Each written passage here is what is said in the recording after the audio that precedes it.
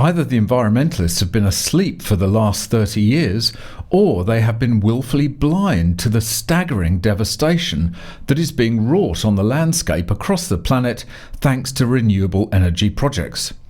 Because of their very nature, wind and solar require enormous tracts of land to be cleared in order to accommodate them.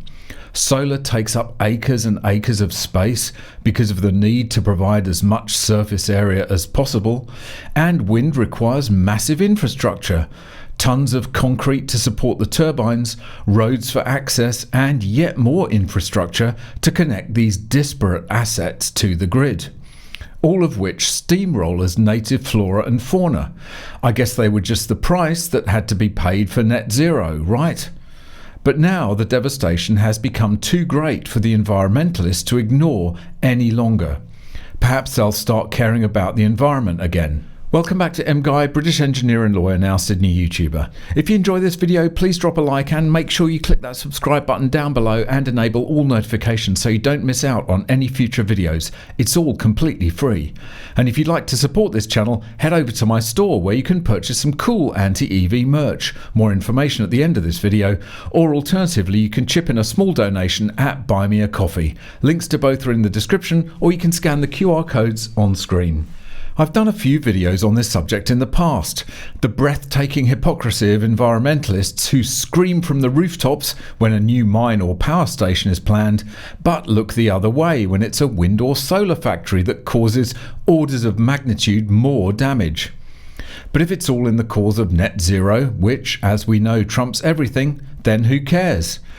We'll come on to the Australian wind factory story in a minute.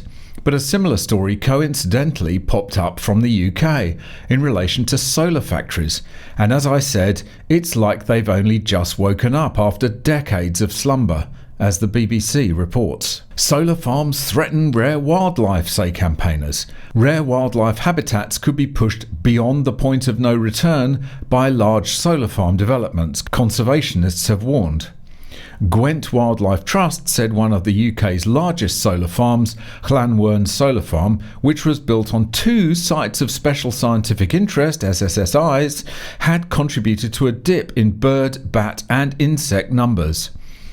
Solar energy supporters said solar farms would cut bills, boost jobs, bolster energy security and tackle climate change.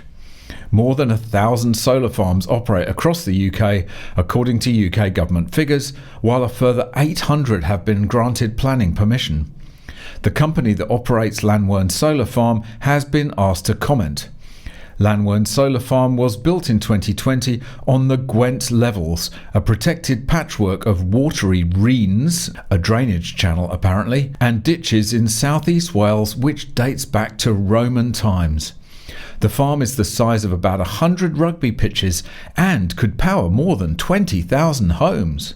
Well, 20,000 homes is literally nothing, by the way, and yet it requires 350 acres of land, including on sites of special scientific interest. It's unbelievable, really. Normally you'd get a fine for just farting anywhere near one of those, and yet a solar factory was just waved through, it seems. A single proper power station generates upwards of 1 gigawatt, or at least 13 times more energy, and needs just a bit more space. How this kind of development is ever approved, I do not know. Natalie Buttress, Chief Executive of Gwent Wildlife Trust, said wildlife numbers had declined around the farm. It's a site of special scientific interest, SSSI, and the clue is in the name. It's special for both people and wildlife, she said.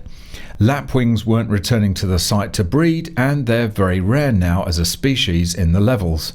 We also found that bat populations were crashing. The insect mass has gone down, she added.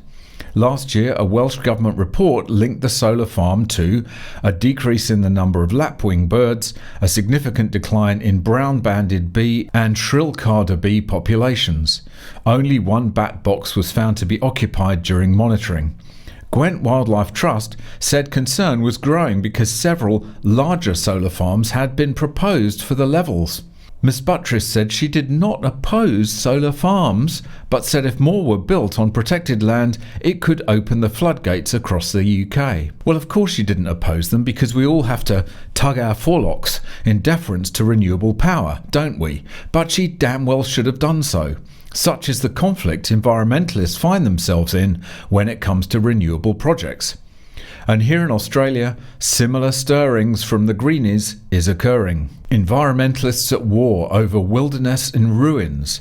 Major fault lines have emerged in the environment movement over the renewables rollout, with peak groups accused of turning a blind eye to biodiversity destroying projects, while a senior campaigner likens its impacts on nature to the Industrial Revolution. Veteran conservationist and former federal Greens leader Christine Milne told the Australian peak environmental non-government organisations were too frightened to oppose renewables projects. The massive rollout of renewables to meet renewable energy and emissions reduction targets is creating tensions across regional and rural Australia, with landowners facing massive fines in Victoria for locking out developers as communities seek to defend landscapes and treasured bird and other species. Ms Milne said some regional campaigners trying to stop wind farms to protect environments had more credibility than city-based climate activists who criticise such campaigns. I find it incomprehensible that you get this line back from NGOs that you can't oppose renewable energy, when of course you can oppose renewable energy if it is destroying biodiversity, Ms Milne said. Well, I never thought I'd see the day when I agreed with something Christine Milne said, but here we are. And others in the environmental movement are finally speaking out against the destruction of native landscapes in Australia. Ms Milne's intervention comes as Wilderness Society National Campaigns Director Amelia Young quits the group after almost 20 years, citing intolerable attitudes and behaviours, and warning of a dire threat to nature posed by the renewables rollout. The renewables revolution threatens nature in many of the same extractive and colonial ways that the Industrial Revolution did, Ms Young told colleagues in a farewell email obtained by The Australian. It's a long read, and so I highly recommend going to the link in the description. But finally, perhaps, we are seeing the hypocrisy of the environmentalists slowly ebbing away, as it becomes harder and harder to ignore or deny the catastrophic devastation caused by wind and solar factories, all in the name of net zero.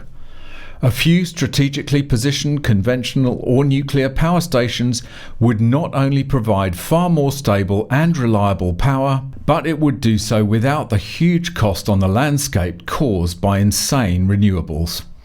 Is sanity returning, perhaps? Well, probably not yet, but it's a glimmer of hope, and for that we must be grateful. If you'd like to support this channel and display your anti-EV credentials to your Tesla-owning neighbours at the same time, why not buy some awesome MGUY merchandise, like this mug, this baseball cap, or this t-shirt. Each high-quality item sports the MGUY No EV sign, and they're all made to order, perfect for irritating the hell out of your local EV zealots. Visit store.mguy.tv or click the link in the description to check out the full range of products. And of course, you can always just buy me a coffee. Click the link in the description or scan the QR code on screen. Thanks very much for watching. Really hope you enjoyed it. If you've got any tips or stories, go there.